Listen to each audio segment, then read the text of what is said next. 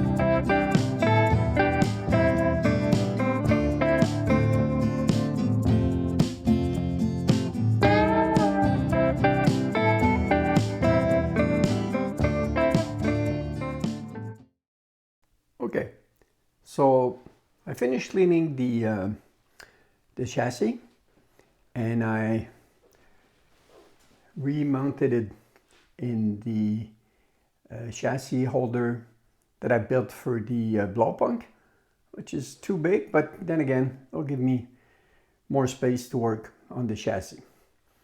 So I'm ready to start working on the electronics, and like I told you before, I already have a pretty good idea of what's going on with this radio just because I did another one last winter. So I fixed one, I restored one, and I know what the problem is, or I should say what the problems are. So let me turn it around and I'll show you exactly what I mean. So here you have the bottom of the chassis, and it was this clean. I didn't have to clean it much. It doesn't get as dirty at the bottom. The only thing I did, as you can see here, is identify all the components, all the capacitors, the electrolytics, and mark them with green stickers. So I knew where I was at, what I was looking at, all the components and where they're located on the chassis. And yeah, this radio, I already know it was working. It didn't work for a long time when I first tried it out, but I did have some sound, and all the stations would tune on all 3 bands. So I didn't do the usual wiring checking that I do for continuity and all that. But there's still a problem because it stopped working altogether. And I know, let me show you here, the resistor, yeah. R37, look how damaged it is. It's missing plastic there, and it's between the output valve and the EABC 84, and there's probably something to do. You know, it probably went bad because of the capacitors next to it. The pink one is the main suspect, C56, but it also might be C2 and C3. I'm not really sure, but something makes that resistor burn. And I'll just try to remove it if I can. Let me grab my tweezers here. I'm sorry for the movement. Yeah, let me just try to pull this out. Can't really see through the viewer. Okay. Let me just tug it out. Okay, here it is. This is the symptom. It's not the cause, but it's the symptom. Once this one goes bad, nothing works. There's no output, okay? And you can see the green stuff at the very tip there. It's been like that for a long time because it's corroded inside. So now the question is, what actually caused that? And luckily, I know exactly who to ask. Yep.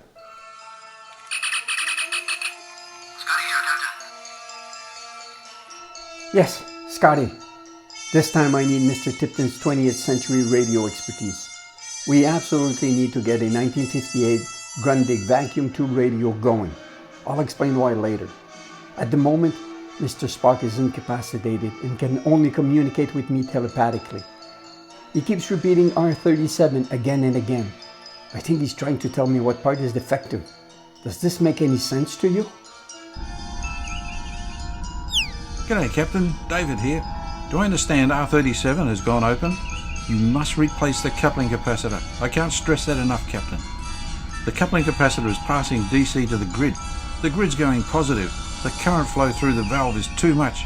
It's going through the output transformer, back through the resistor and through the valve. If the capacitor's left there, you risk damaging the valve, the output transformer, and that resistor. You were lucky it only took out the resistor. You need to replace that resistor with exactly the same wattage resistor. Scotty will make one up now and transport it down to your coordinates. Scotty, are you eating my lunch again? I warned you about that.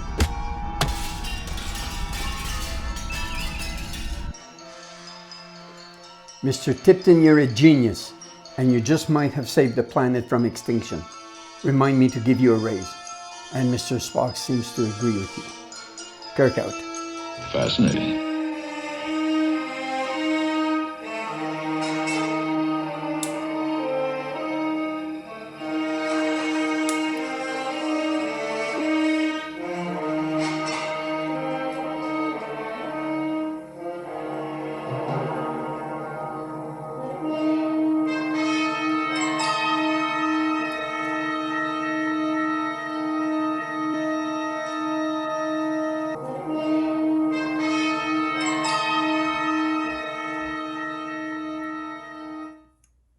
So we're back, and all kidding aside, I just wanted to show you the work I did on the chassis. As you can see, I replaced all the caps and I marked them, just because if I ever have to go back working on this chassis, I'll know where everything is. And I started, I followed Mr. Tipton's precious instruction, and I changed C56. This was the original. Okay. Normally, this the new one would be smaller, but I went with higher voltage. So this one is instead of what was it? It was maybe a 160, 150. Instead, I went with a 300. No, actually, it's a 3000. It's way overkill, DC, but that's all they had. I wanted to put a higher voltage one anyways, but it won't change a thing as long as it's the same capacitance. It's a 0.1, and I change also here the resistor R37, which is of course much smaller. The same value, 170 ohms. That one here at 2%, mind you. And I change all the electrolytics close to it, and everything else has been changed except for this guy, which I couldn't find the value, but I tested it and it was perfect, but everything else has been changed. Okay. The other thing I want to touch is the electrolytic can, this big can, which was in great shape. The values actually weren't that bad. The 50 were a bit higher, 52 and 54, but the 4 microfarad was at 12. So it was like 3 times its value. So I knew I had to change this can anyways, because I'm sure it's leaking DC. So it was here. Problem I had, like it happens all the time. You see all those tabs? There's supposed to be 3, but this one broke off. Despite me working 2 hours on it and taking my time, there was already 2 or 3 wires there for the ground. So there was a lot of heat that was put in originally, and I had to put some heat again to remove them. And it's just, I guess it's aluminum. And the trick is, I've mentioned this before, when you put those through the holes of the chassis, you're supposed to bend them, to twist them, but just like 25 to 30 degrees. It's just the little tab here that has to be bent, and it hooks up. It doesn't back up anymore. But when you go way too much, like this one was bent maybe 100 degrees, it's impossible to untwist them. So I did what I did, just like the other one, the other Grundig I did. I replaced the electrolytics from the can with the same value, but actually no, I couldn't find 50. Nowadays they only make 47s, and they always say 20%. So 20%, I've never seen so far. I've never seen a capacitor at 20% tolerance that was higher than the nominal value. If it's 47, it can be as low as 42. So I always go a bit higher. So I went with 56, and believe it or not, one is at 52 and one is at 51 microfarad. And the four was actually the 4 was pretty close. I think it was 4.1.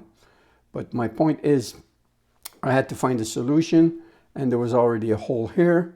So I use a contact strip, and the center tab on the contact strip is making contact with the screw hole there, with the screw, and it's touching the chassis, so that's ground.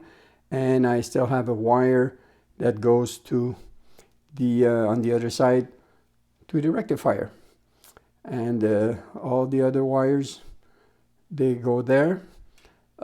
Some of them I could avoid going through the chassis again, because originally they were going from the can through that hole and to, let's say, to this vacuum tube. So instead of going out and in again, I just went straight like that from the capacitor to the right valve. So some of them are inside, but the principle is the same. Everything should work, and I'll set up everything so we can make some tests to see if everything works. And I also want to talk about I'll make footage for that. Yeah, this I got this ESR meter specifically for testing the electrolytics to see if they were leaking, and those two, C2 and C3, which I originally thought would be at fault. Well, believe it or not, aside from being like maybe 25% over their nominal specs, they weren't leaking. This machine told me that they were good to use, but then again, I couldn't trust them. So I'm not saying this is not a good tool, but since the capacitors were out of spec, I don't think this can measure properly the ESR, the resistance. I'm not sure. We'll see. I'll show you the results. So yeah, I'll just set up so we can do some tests with the speakers connected externally. But I did this before, and it should give us a pretty good idea if everything I did is okay. If nothing blows up, then it'll mean that I did a decent job. So I'll be right back. Okay, so we're back. And now, after a full recap, it's time to test this radio. So here, on this side, on the left side, I have the multimeter connected directly to the rectifier. So I'm just going to turn it on. Let me put some light. Okay, so I guess you can see that. We'll start it on a dim bulb. Okay, I'm on full power, 120 volts, but I don't expect to get sound on dim bulb. From experience with the other one, the other Grundig, I didn't get sound until I put it on full power. But let's try it just to see. I don't know if you'll see here the bulbs. Yeah, maybe not. Yeah. If the bulbs go bright and then they dim again, then we know the electrolytics are connected correctly. So let's try this on broadcast, AM. Dim bulbs react normally. The voltage started at around 300, and it should go down as the capacitor charge and the vacuum tube warm up, which is the case. Okay, at 197 volts, I'm not expecting to get enough power to get it moving.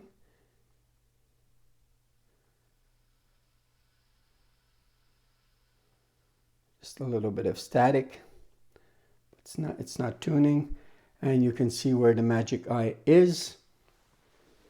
So let's try this unrestricted full power.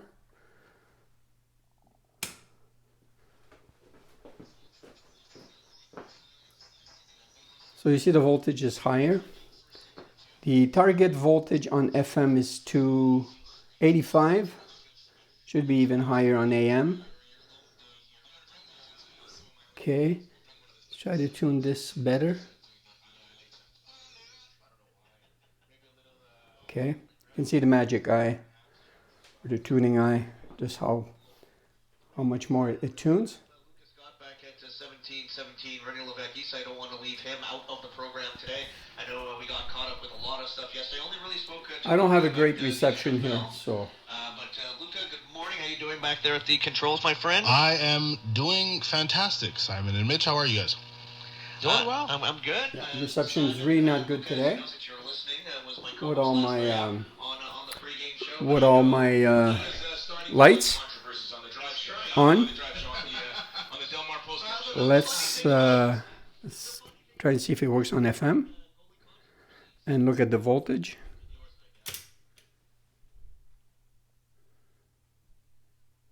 Yeah, voltage is even lower, 257. I should be at 285.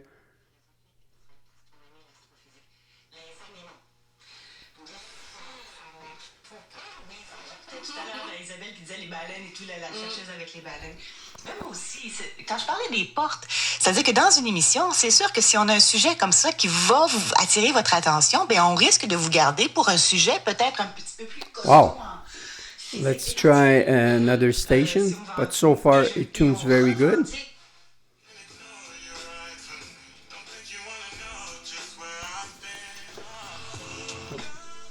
Yeah, when I move towards the antenna, I change the reception.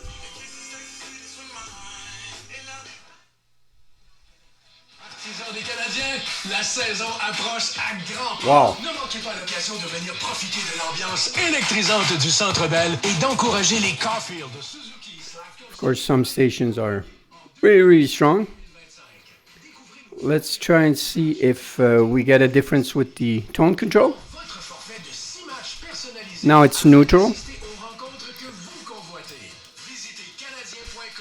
Bass treble. Yeah.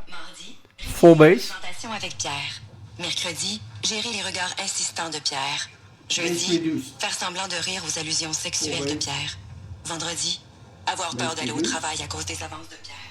Le harcèlement sexuel ne devrait jamais faire partie de votre horaire de travail. Wow. Si vous croyez en subir ou que vous en êtes témoin, il faut en parler. Employeurs, travailleuses et travailleurs, agissons ensemble pour créer des milieux de travail sains et respectueux. Yeah, there's a good difference. Let's try changing where at around the jazz. Yeah, this is orchestra. La gaufre aux bananes est à 15 $. La cassolette 10 étages est à 15 $. Le bénédictine jambon est à 15 $ et le déjeuner surprise est aussi à 15 $. En plein ça. Celui à 15 $. Venez savourer l'un de nos 5 plats à seulement 15 $.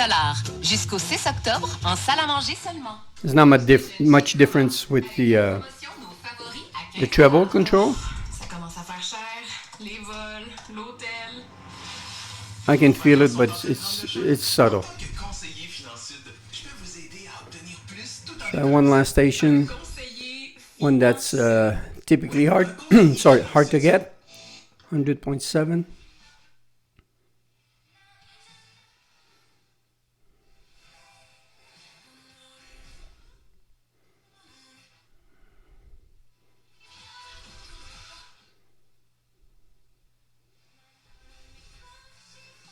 Now this one's always weak. Tune's good, but weak. Normally.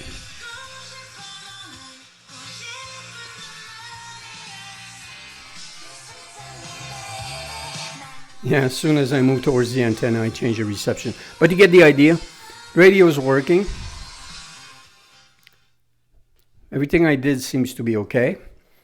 Voltage is depends on which station and what kind of signal you get, but it's pretty stable at around 260. And I was expecting that. the targeted voltage DC should be 285. Like I said, I'm at 260, so I'm a good 25 volts lower. So the rectifier has to be changed. But yeah, I'll come back with one solution, one possible solution, because it's not an easy fix. I have boards, but they won't fit. I'll explain all that.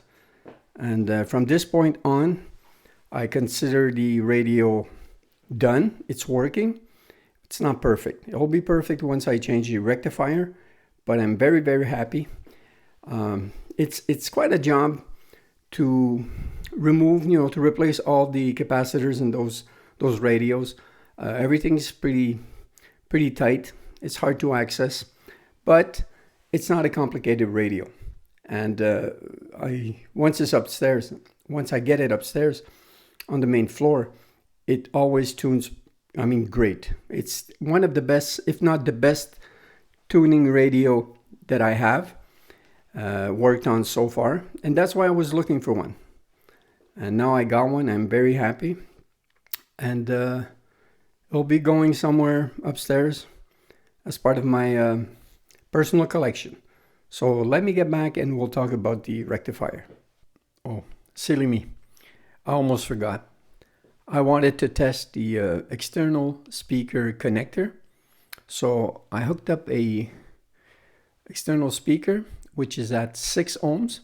They say 5 ohm for the external, but I only have a 6 ohm. So it might not play very loud, but it should play if the connector is working. And at the same time, I'm going to check the AC.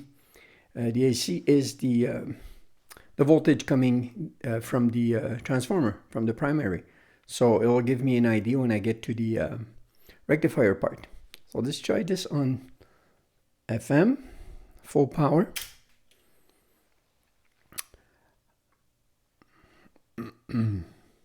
Heating up.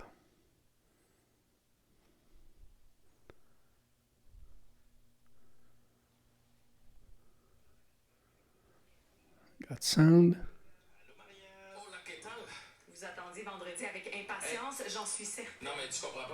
Okay, we see the voltage is at 238. Okay. AC. Let's see. Yeah, seems to be working. Honnêtement, là, c'est pas la mer à boire. Là. Non, c'est une blague. Non, c'est grâce à nous que tu reçois les commentaires. Oui, c'est ça, exact. Non, mais un peu plus sérieusement, je pense que les gens réalisent qu'on est vraiment amis dans la vie et que ça paraît, on s'aime, on se respecte. Okay, let's compare it to the main speaker. Puis c'est une heure qui passe très, très rapidement. Ouais, moi aussi. Parce que pour la petite histoire, aux auditeurs, on a commencé ça va faire... Back again to the satellite speaker. I can tell you it works.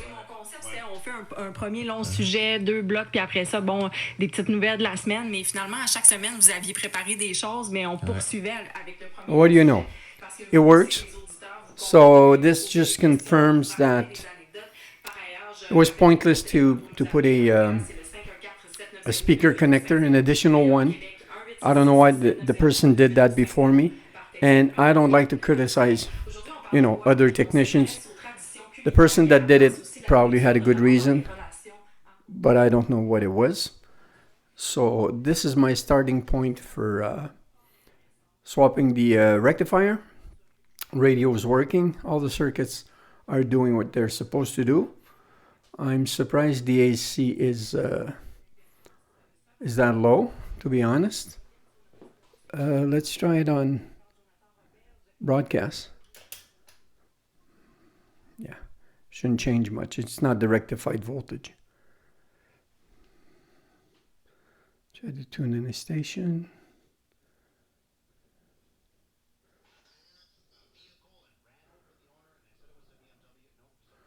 Yeah, it's almost the same.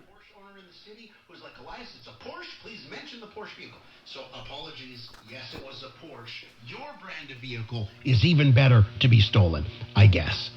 Let's move on from there. A lot of interference from my LED lights overhead, but basically this radio is working. I changed the tuning there.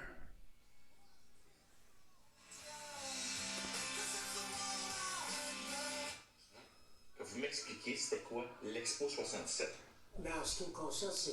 Okay, so I'm really happy and I'm ready to start working on the rectifier. Catch you on the flip side.